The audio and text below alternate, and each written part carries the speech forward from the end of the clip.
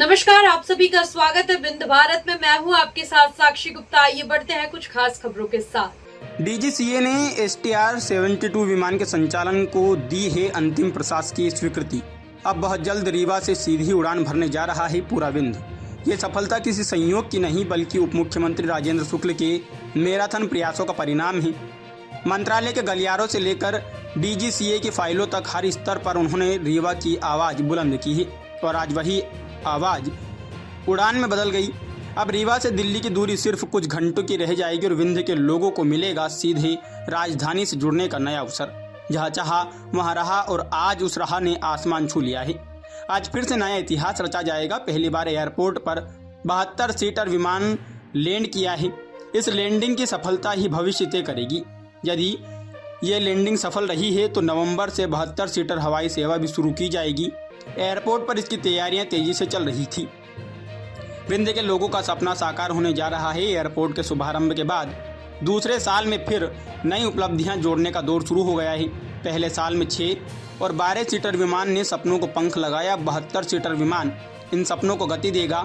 28 अक्टूबर को पहली बार रीवा एयरपोर्ट पर 72 सीटर विमान लैंड करने गया है। इस विमान ने सफलतापूर्वक लैंडिंग की। विमान का नाम ATR-72 है। यह अलायंस एयरलाइंस का विमान है। अलायंस अपनी सेवाएं शुरू करने वाला है। इसके पहले इसे यहाँ ट्रायल देना है।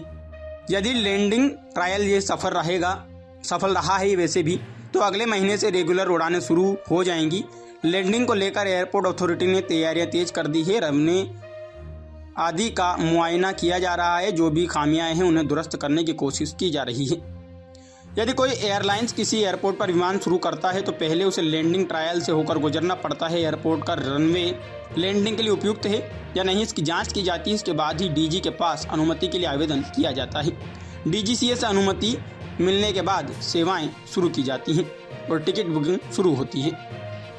क्या आज लैंडिंग कैसा मौसम के हिसाब से कैसे है लैंडिंग? मौसम, ये IFR फील्ड है। रीवा को IFR फील्ड घोषित कर दिया गया है। हमारे पास लैंडिंग लेट डाउन चार्ट्स थे। हमने उसी चार्ट्स के हिसाब से ऑपरेट किया और काफ़ी प्रोफेशनल एक्सपीरियंस था यहाँ का ऑपरेट करने के लिए। सारे प्रोसीजर्स इन प्लेस थे और it was a successful landing मतलब जो ट्रायल हुआ तो उसमें पूरी तरह सफल है कि हाँ 72 सीटर के लिए? जी बिल्कुल तरह से हमारी ट्रायल फिट है और हम अभी रिपोर्ट देंगे। और आप भी रीवा के हैं और इसके पायलट हैं, तो क्या कहना चाहेंगे?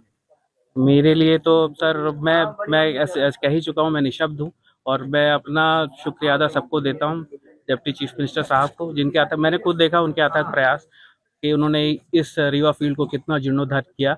और अलायंस एयर और बाकी government of India, government of Madhya Pradesh या सीएम मोहन यादव जी का सबका धन्यवाद देता हूँ और आशा करता हूँ कि वो और RCF और VGF रूट्स अलायंस एयर को देंगे और अलायंस एयर रीवा को और दूसरे स्टेट से कनेक्ट करेगा। आप रीवा के हैं, जब आपको ये मिला कि हमको ट्रायल करना पड़ेगा 72 सीट का, तो कैसे आपको सबसे बड़ी क्या चुनौती लगी आपके सामने?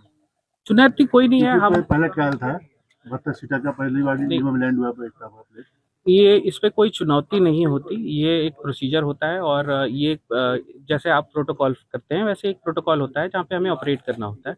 हम उस फील्ड पे ऑपरेट करते हैं और सारे अगर प्रोसीजर्स और पैरामीटर्स नॉर्मल होते हैं तो हम उसको ऑपरेट करते हैं। और ऐसा कोई वो नहीं है। It is just a procedural way to do a trial flight. Once it is, अगर वो सब कुछ सही है then we recommend for a schedule flights. आप इसके लिए रिकमेंड करेंगे 72 के लिए? हाँ, हमारी तरफ से सब कुछ ओके, एवरीथिंग इज फाइन।